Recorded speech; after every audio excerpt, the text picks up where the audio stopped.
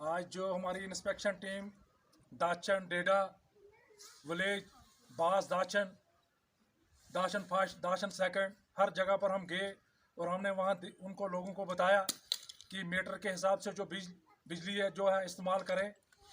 Metre के बिना अगर कहीं दूसरी कुंडी पाएगी या और भी कोई किस्म का हीटर या बॉयलर, उनको हमने पहले समझा दिया कि भाई ये हीटर और बॉयलर को बंद करो।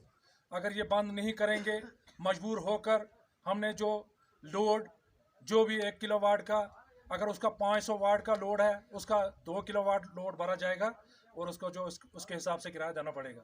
उसके बाद जो लोकल बल्ब हर घर में हम घर घर जाकर जितनी भी हमारी टीम थी हमने उनको बोला कि आप बल्ब लोकल बल्ब जो है नहीं लगाएं, दिन को बाहर जो बल्ब है उनको बंद किया जाए।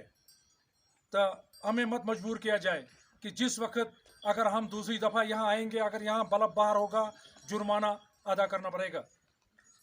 हाँ तो दूसरा रखिए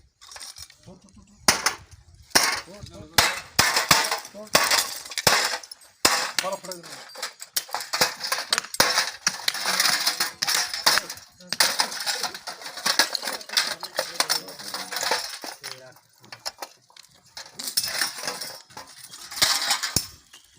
Come on.